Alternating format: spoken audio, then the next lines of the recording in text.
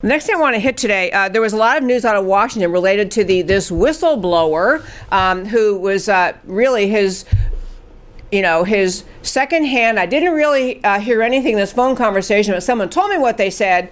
Whistleblower has been identified, nearly certainly. So there are 3 or 4 quick points on the update on the whistleblower situation in Washington and the procedure, the impeachment proceeding. First of all, they did vote in the U.S. House today. The House voted to move forward with the impeachment inquiry. Again, to be clear, it's not an impeachment investigation, not a formal impeachment exactly, but it's an impeachment inquiry. The vote was 232 to 196. Apparently, there were 2 Democrats that voted with Republicans, and 1 or 2 Republicans voted with the Democrats, but pretty much on a party line, moving forward with Nancy Pelosi's impeachment effort.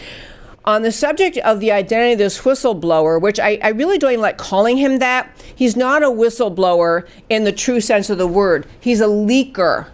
He's a manipulator who took advantage of our statutes that try to protect real whistleblowers. But this guy was identified, and he is, as everyone has been assuming and speculating, is a radical left-winger who is anti-Trump, has always been anti-Trump, and he's the one that wrote the document, the whistleblowing document that launched this entire question of whether or not President Trump should be impeached over a phone conversation with President Zelensky of the Ukraine in July of this year, or as the Democrats are now expanding the issue, should Trump be impeached over his entire kind of relationship with Ukraine with respect to encouraging the Ukraine to get to the bottom of the corruption of the Biden family.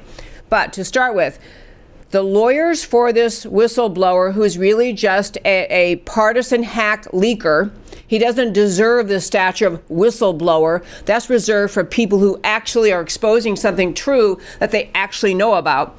But in any case, it appears to be this guy. We mentioned him the other day in the show, but he's been now more identified at an investigation by Real Clear Investigations as Eric Ciaramella. Eric Ciaramella, he's 33, class of 2004, prep kind of guy, went on to Yale. So he's a East Coaster, and he's probably thinks he's very elite and wise. The documents that allow people to uncover who he was: 33-year-old, registered Democrat, a holdover from the Obama White House, previously worked with former Vice President Joe Biden. So he's worked with Biden, who's, himself a large part of the problem with the Ukraine. President Trump was just trying to say the Ukraine can get to the bottom of what Biden and, frankly, Hillary were pulling in 2016, as the Ukraine actually was appearing to be helping the Hillary Clinton campaign defeat Trump. But the other thing about this guy, and really telling fact, is he also formerly worked with former CIA Director John Brennan. John Brennan, viewed by many to be the actual, behind the scenes entire orchestrator of the Trump-Russia collusion. CIA Director John Brennan, viewed to be the one who kind of set everything in place, got Papadopoulos all wrapped up with this Mifsud character, really launched the whole Trump-Russia collusion hoax himself. So this whistleblower, who's managed to launch this massive investigation, massive effort to impeach, is a partisan hack leaker who had no idea what he was talking about. But hey, let's go forward anyway and try to bring down President Trump based on this whistleblower's complaint. This guy, Ciaramella, and again, I'm sorry, his name is Ciaramella. It's Eric Ciaramella. He was also accused of he worked for the NSC for a while, the National Security Council. He was accused of working against Trump and leaking against Trump while he worked for the National Security Council. So he's really an unbiased, squeaky clean whistleblower. Not. He's a guy who is on a mission to get Trump. He found a way he thought he could do it. But the House has moved forward. They've moved to at least begin this impeachment inquiry. The vote happened today. The other issue that is being discussed a lot, I want to be sure to mention to you, is one thing that the Democrats are pointing to is that President Trump ultimately removed or called back to America the U.S. ambassador to the Ukraine named Marie Yovanovitch. Marie Yovanovitch was the ambassador to the Ukraine under Obama. She stayed on. She's under President Trump. She's ambassador to the Ukraine. And President Trump, in fact, I remember talking about this a while ago. President Trump was receiving reports from many supporters, insiders, saying, you know, she's not on your team. She's not supporting your policies. This is someone over in the Ukraine on behalf of America as the ambassador working against you and what you stand for. So the U.S. House, now run by the Democrats, trying very hard to find a reason to push Trump out, are now looking into the reasons President Trump chose to relieve Ambassador Marie Yovanovitch from her job. Two different people, at least, have been testifying about this and who have interest today. One is a woman named Catherine Croft, who already gave her testimony, and she released to the public her testimony that was related to, she was what was her job? She was with the previously with the NSC, and she focusing on Ukraine issues. And her testimony to the Democrats, as she released to the public, was essentially when she was working for the NSC related to Ukraine, National Security Council, she was approached by somebody who said, "You better really look out for this ambassador Yovanovitch because she appears to be undermining Trump." So the Democrats are trying to use that to say that somehow, because Trump wanted to recall an ambassador who was not backing Trump's policies while Trump is president, that this somehow represents nefarious wrongdoing. She basically, at least as much as you can see in what she wrote and released to the public, said, look, I don't even know why the guy said it. I'm just telling you, I was at the NSC, somebody, a lobbyist named Robert Livingston, told me that Ambassador Yovanovitch is undermining Trump and her work over in the Ukraine. Other similar story, another person was John Sullivan, also being grilled. Actually, this one by the Senate Democrats are wanting to grill him. John Sullivan is a Deputy Secretary of State. He also apparently is going to be questioned on the question of whether or not President Trump, or why President Trump withdrew Ambassador Yovanovitch to Ukraine, brought her back home, I believe in May of this year. Here's the bottom line on that. Please just think about this. Just like when businesses bring in a new CEO, or football programs bring in a new coach, or or professional teams, the new guy in town gets to have a team who's on the same page with the CEO. Presidents, when they've taken power in our country, have demanded at the higher levels of the bureaucracies, once they appoint their new person heading that bureaucracy, they actually demand the resignations of all the top people. Not the president doesn't demand those resignations, but his new appointments, his new cabinet members. They demand the resignations, and then they say, I'm going to look over this and decide whether we want to invite you to stay on. The point is, you can't do your job when you're running a country, a business, a football team, or anything else if you can't be sure that people who are supposed to be helping you and supporting you are actually on the same team with you. You can't do it. There is no way to do that. And so even if President Trump decided to recall Yovanovitch because he thought she was more friendly to the faction of the Ukrainian government that was going along with Hillary in the 2016 elections and trying to help Hillary win, or he thought that she wasn't adequately standing up for President Trump's mission in that part of the world, whatever it is, he can remove her for pretty much any reason he wants. And the idea that this is going to contribute even an iota to the calculation of whether or not the Democrats can remove President Trump is an absurdity. It is an outrage. It is ridiculous. And I want to get to one last thing about the impeachment, but we're going to move on to other topics. But, I've used many, many different words about describing this impeachment effort. It's just and different segments I've talked about what it is. All it really is the Democrats, is my word for today, it is the Democrats' power grab.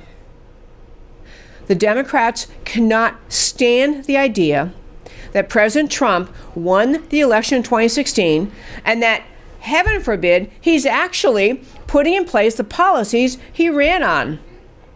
He's actually securing the border. He's actually building a wall. He's actually moving forward, reducing the size of government. He's actually moving forward, reducing strangling regulation on American industry. He's actually working on changing our trade deals. The Democrats are beside themselves because they actually have a Republican in the White House who's doing the agenda he promised to do.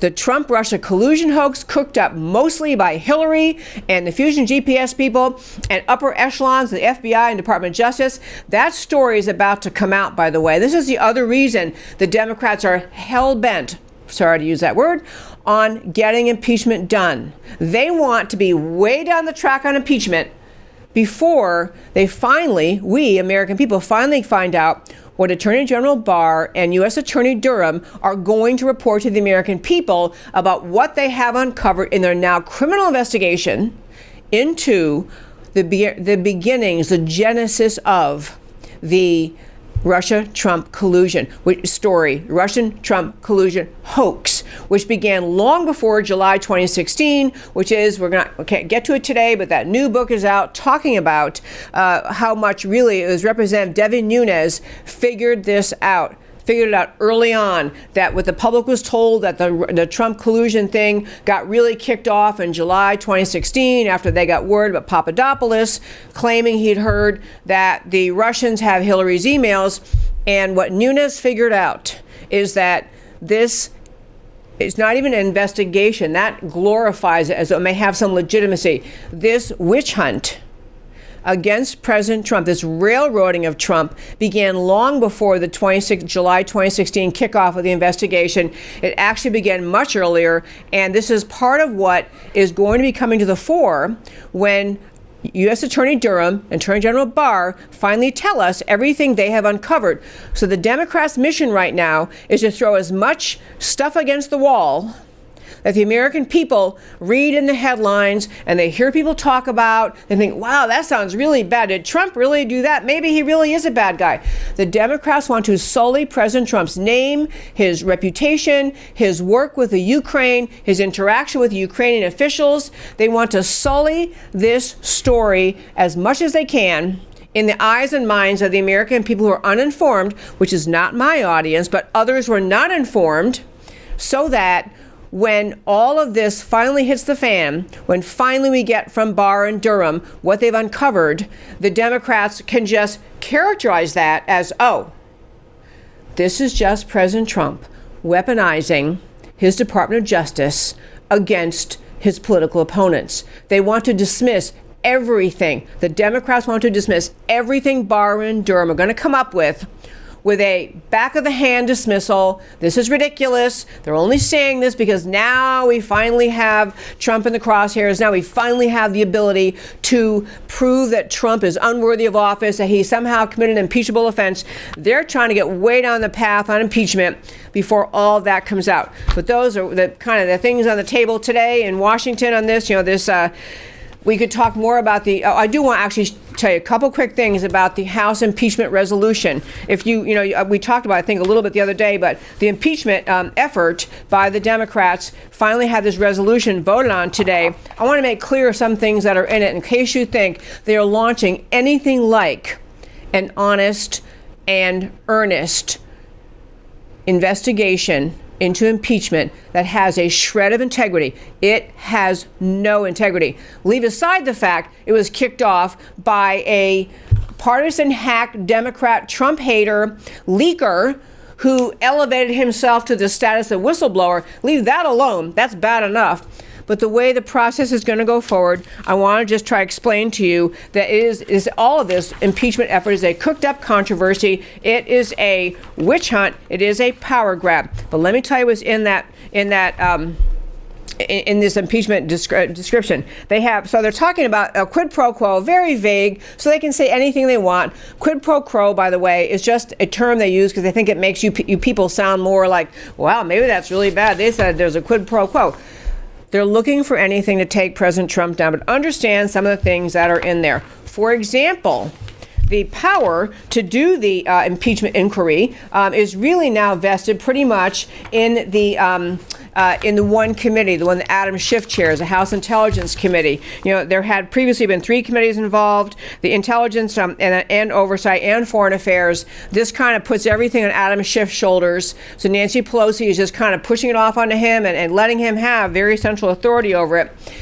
the impeachment thing goes forward. So now he can, call witnesses, which he's already been doing, but he can issue subpoenas, call witnesses.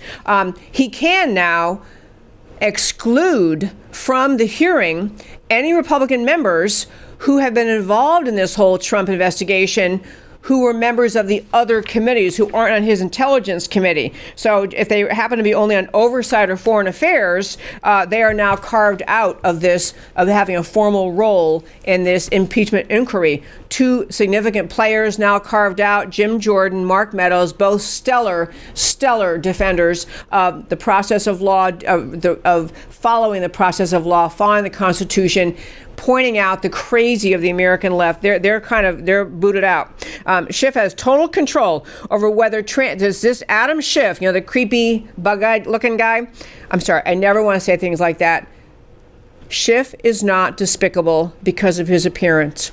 He's despicable because of his conduct. But Adam Schiff, chair of the House Intelligence Committee, has total control over whether transcripts of depositions already completed or those not yet completed will be made public. So he decides. They take all these private depositions, no one's allowed in, public can't see it, and he only will decide what is to be released. It also says that Schiff has the authority to call and conduct public hearings on the impeachment. He will get to decide who the witnesses are. The Republicans, who, even though sitting on the committee, on the Intelligence Committee, can suggest witnesses, but Schiff has total control. So he can say, I know that the Republicans would like to call this one witness that will clear everything up, that will at least explain what's going on. Republicans have no ability in this process that the Democrats voted into place today. Complete lack of integrity, complete lack of due process for the president. And so onward we go.